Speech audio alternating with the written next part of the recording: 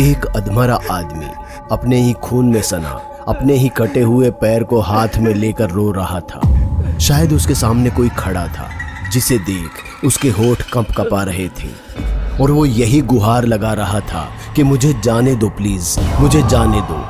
पर आखिर में उसकी गुहार उसके काम नहीं आई और जो भी वो था उसके जिस्म को कुचलकर उसकी जान ले चुका था।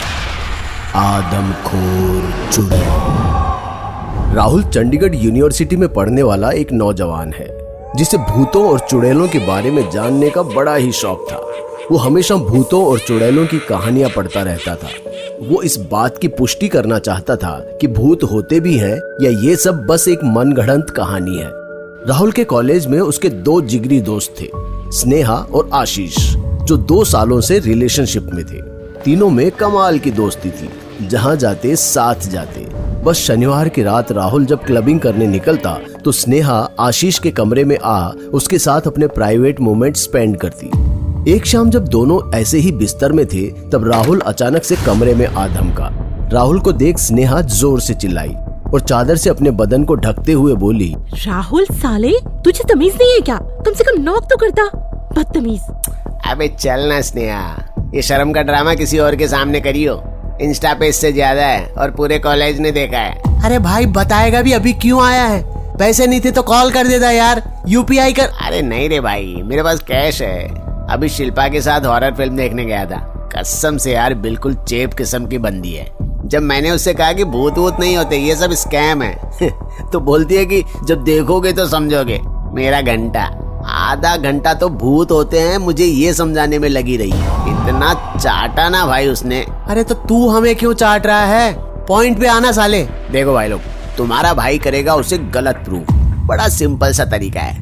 आज रात अपन पास के कब्रिस्तान में जाएंगे, तीनों चलेंगे और पूरी रात वहाँ जाग के पता करेंगे कि चुड़ैल होती है कि नहीं होती है। तू जा, वैसे भी हम नहीं जाने वाले तेरे साथ। तूने हमारा पूरा मूड खराब कर दिया है। अरे चल ना ब्रो, किसे पता डर में हाथ और हाथ में कुछ और पकड़ने का माहौल बन जाए। एंड आई प्रॉमिस, पूरी प्राइवेसी दूंगा तुमको। स्नेहा और आशीष राजी हो गए। जैसे ही रात हुई तीनों कब्रिस्तान के पास पहुंच गए। राहुल अंदर चला गया और राहुल के दोस्त वहीं कब्रिस्तान के बाहर उसका इंतजार करने लगे। बेबी अब तो राहुल भी नहीं है और हमारे पास वक्त ही वक्त है। तो यकीन नहीं हो रहा स्नेहा, इस हालत में तुम्हें ये सब सूझ रहा है? मेरी तो इस रात के अंधेरे के इस सन्नाटे में ऐसे फट रही ना यार। पता नहीं इस राहुल का क्या हाल हो रहा होगा। राहुल एक पेड़ के किनारे बैठ अपनी सिगरेट फूंक ही रहा था कि अचानक उसे पेड़ के ऊपर से कुछ आवाजें आई।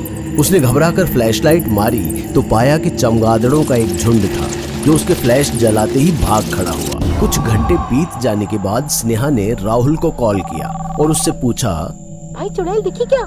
राहुल ने जवाब नहीं दिया। इस पर आशीष ने फोन छीनते हुए राहुल से कहा, अरे यार तू बाहर आ जाना यार, हम लोग घर चलते हैं, मुझे बहुत नींद आ रही है और स्नेहा भी बहुत थकी हुई है। सुन भाई, जब तक सुबह नहीं होती ना, मैं यहाँ से बिल्कुल नहीं हिलने वाला। तो एक काम कर साले, तू फ्री फंड में मर जा। और सुन, अगली दफा रूम में आइयो तो नॉक करके आइयो। इतना कहकर स्नेहा आशीष का हाथ पकड़ उसे अपने साथ खींचते हुए हॉस्टल की ओर ले जाने लगी। राहुल अभी भी चुड़ैल, पिशाच या किसी आत्मा के दिखने के इंतजार में था। उसने अपना कैमरा एक कब्र के सहारे टिकाया और एक वीडियो रिकॉर्ड करते हुए किसी व्लॉगर की तरह बोलना शुरू कर दिया। हाँ तो दोस्तों, मुझे यहाँ करीब आधा घंटा या उससे थोड़ा ज्यादा समय हो चुका है। एक भूत और चुड़ैल के लिए यार कितना इंतजार करना पड़ेगा। खैर, भूत नहीं होते हैं और आज ये साबित। राहुल इससे पहले इस तथ्य पर मोहर लगाता कि अचानक कब्रिस्तान में हवाएं चलने लगी और कैमरे में गौर से देखने पर उसने पाया कि उसके पीछे वाली कब्र में से एक लाल चुन्नी का टुकड़ा एक कोने से बाहर निकल रहा था। राहुल उस लाल चुन्नी को निकालने के प्रयास में लगा रहा और अंत में जब उसने जोर लगाया तो चुन्नी तो नहीं निकली, पर कब्रिस्तान में जल रही स्ट्रीट लाइट वाला लैंप फूट गया और कीड़ों की आवाज, जो माहौल को एक आम व हल्का बनाए हुए थी, अचानक से बंद पड़ गई और सन्नाटा पसर गया। राहुल का गला अब सूखने लगा था और वो डर के मारे धीरे धीरे पीछे हटने लगा। राहुल ने नजर घुमाई तो पाया कि अभी अभी कोई शमशान घाट के गेट को खोल अंदर घुसा है। लेकिन इतने अंधेरे में उसे उस व्यक्ति का चेहरा स्पष्ट नहीं दिख रहा था। राहुल एक एक कदम सावधानी से कब्रिस्तान के गेट की ओर रख ही रहा था कि अचानक लालटेन लिए एक औरत उसके चेहरे के सामने आ खड़ी हुई। राहुल एकदम से उसे देखकर डर गया और गिरते हुए मम्मी मम्मी चिल्लाने लगा। फिर जब राहुल ने होश संभाला और ठीक से देखा तो पाया कि एक पीली साड़ी वाली कमसिन सी जवान लड़की उसके सामने खड़ी है, जिसकी साड़ी जरा घुटने के पास से भीगी हुई थी। मगर राहुल की नजर अगर आप चाहते हैं आईफोन खरीदना और महंगी गाड़ियों में घूमना तो आपके सपने पूरे हो सकते हैं बस एक क्लिक में। इसके लिए बस आपको जाना है 96in.com पर, जो है इंडिया का नंबर 1 बैटिंग प्लेटफॉर्म, जहां आपको मिलता है ग्लोबली ट्रस्टिंग बैटिंग ब्रांड्स के साथ खेलने का मौका, साथ ही VIP ट्रीटमेंट भी। इसमें मिलते हैं 5000 स्पोर्ट्स, जिसके हर दाव पर आपको मिलेगा 30,000 तक का 501% फिक्स बोनस, और अगर आप गेम में हार भी जाते हैं तो भी आपको मिलेगा 12% तक का कैशबैक। इसके बाद भी अगर आपको लगता है कि आप एक और दाव से इस गेम की बाजी पलट सकते हैं तो इसके लिए भी आपको मिलता है 12% तक का कैशबैक। मतलब आप हारे या जीते, आपका कैशबैक पक्का है। तो ज्यादा से ज्यादा कैश जीतने के लिए अभी खेलें 5000 से भी ज्यादा गेम्स सिर्फ 96in.com पर। तो अभी विजिट करें। उसकी शक्ल से ज्यादा उसकी कमर पर थी। मेरी आंखें यहाँ ऊपर हैं। हाँ? नहीं, मैं वो कुछ और सोच रहा था। तुम कौन हो वैसे? मैं निर्मला तोमर, मेरी सहेली, जिसकी कब्र पर आप चिपक कर बैठे हैं। इस पर हर शुक्रवार की रात मैं फूल चढ़ाने आती हूँ। माफ कीजिएगा, पर कैसे हुई थी इनकी मौत? आशीष और स्नेहा सिगरेट फूंकते हुए अपने हॉस्टल की ओर जा ही रहे थे कि अचानक उन्हें अपने पीछे से घुंघरू की आवाजें आने लगी। पहले तो दोनों को लगा कि ये उनके मन का वहम है, पर बढ़ती आवाज ने दोनों को ऐसा चौंकाना शुरू किया कि दोनों ने एक ही क्षण में दौड़ने का तय कर लिया और बेसुध हो अपने हॉस्टल की ओर दौड़ने लगे। आशीष पूरी जान लगाकर दौड़ ही रहा था कि अचानक किसी ने एक छड़ी से उसके सीने पर वार किया और वो धड़ाम से जमीन पर आ गिरा। उसे गिरा देख स्नेहा भी रुक गई और अपने सामने खड़े एक आदमी को देख ऐसे चीखी मानो उसने कोई भूत देख लिया हो। मगर ये शख्स कोई भूत वूत नहीं था, बल्कि दरगाह से आया एक पीर बाबा था, जिसकी छड़ी पर बंधे हुए घुंघरुओं से ही वो आवाज आ रही थी। कब्रिस्तान में तुम दोनों पर मेरी नजर थी। क्या करने गए थे तुम दोनों वहाँ?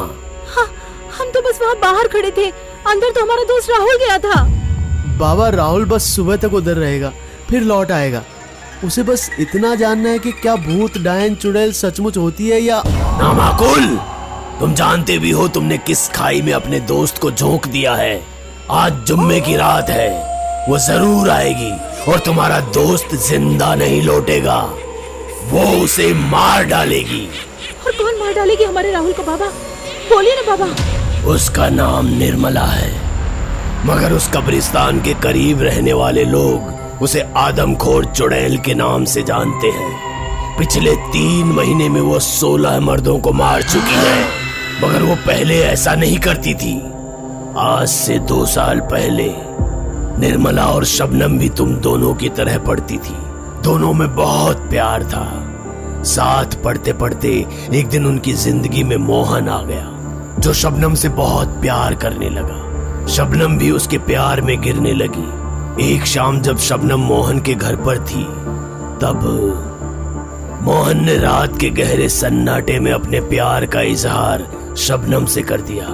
शबनम भी मोहन से प्यार तो करती थी, लेकिन कहने से डरती थी, क्योंकि उसके अब्बा एक कसाई थे। शबनम को डर था कि कहीं उसके अब्बा को इस बात का पता चला तो वो मोहन के टुकड़े टुकड़े कर देंगे। पर मोहन ने उसे दिलासा देते हुए कहा कि वो उसे कुछ नहीं होने देगा और जरूरत पड़ी तो वो उसके साथ मुंबई भाग जाएगा। ये सुन शबनम की आंखों में खुशी के आंसू छलक आए और दोनों ने एक दूसरे को अपनी बाहों में भर लिया। शबनम रात में कब्रिस्तान के बाहर मोहन के आने का इंतजार कर रही थी कि मोहन कब आएगा।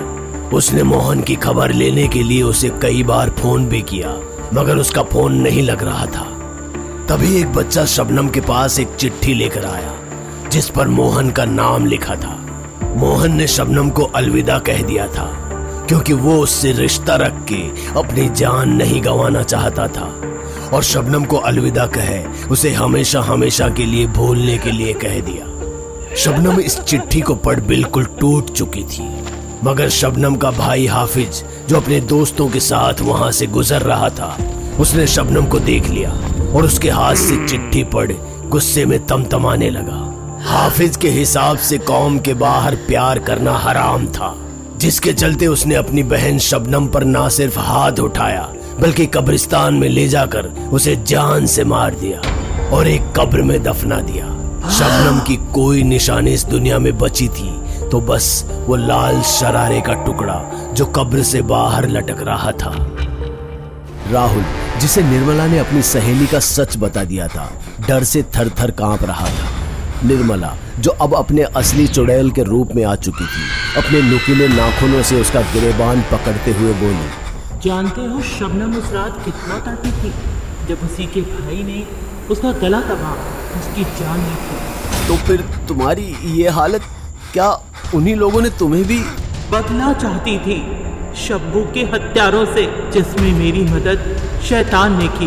5 महीने शैतानी विधि सीखकर इस चुड़ैल के रूप को धारण कर पाई हूँ।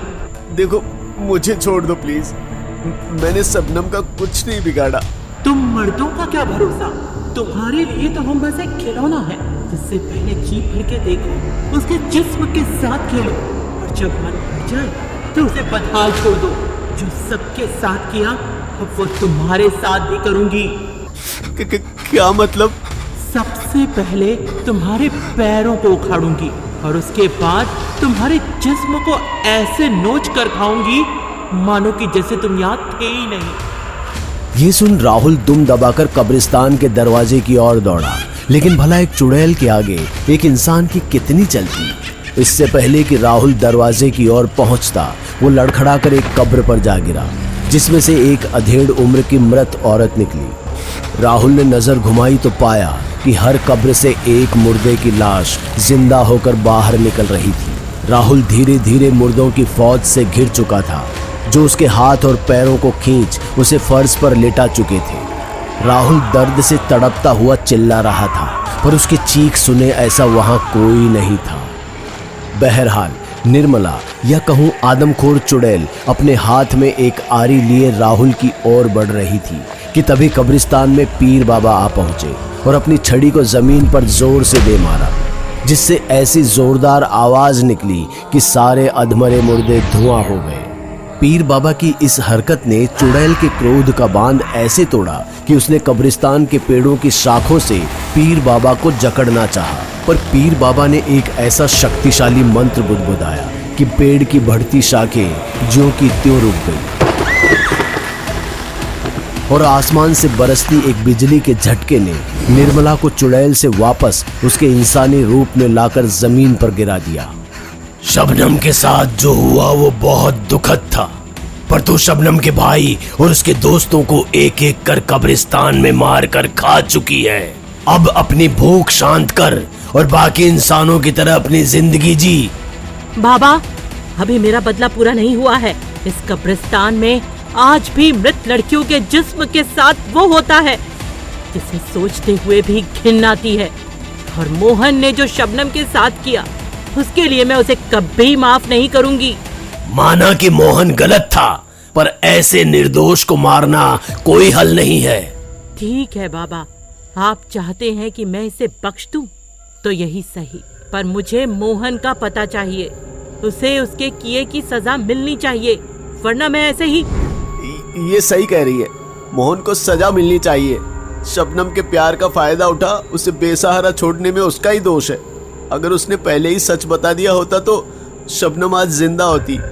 ठीक है, लेकिन मुझसे वादा कर, मोहन को सजा देने के बाद तू इस आदमखोर चुड़ैल का रूप कभी नहीं लेगी जो मर्दों को नोच कर खाती है।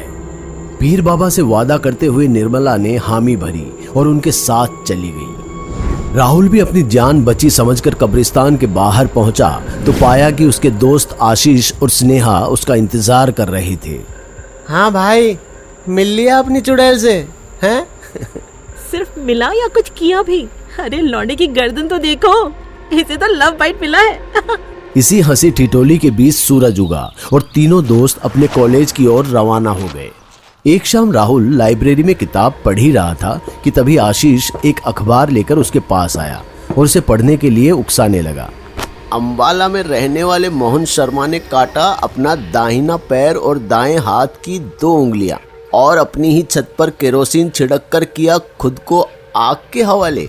Can you believe it? Well, भूतों में बिलीव कर, इन एक्सीडेंट्स में क्या रखा है। इस आदमखोर चुड़ैल से राहुल तो बच गया, पर अगर आप रात में कब्रिस्तान गए तो शायद आप ना बच पाए। सावधान रहें और अंधेरी रात में भूतों की तलाश में ना निकलें, वरना अगले मोहन आप भी हो सकते हैं। दोस्तों, अगर आपको हमारी कहानी अच्छी लगी हो तो लाइक, कमेंट और शेयर जरूर करें। साथ ही रेगुलर अपडेट के लिए चैनल को सब्सक्राइब करें। और अगर आपके पास भी कोई डर से भरी दमदार कहानी है तो भेजिए हमारे मेल एड्रेस पर अभी।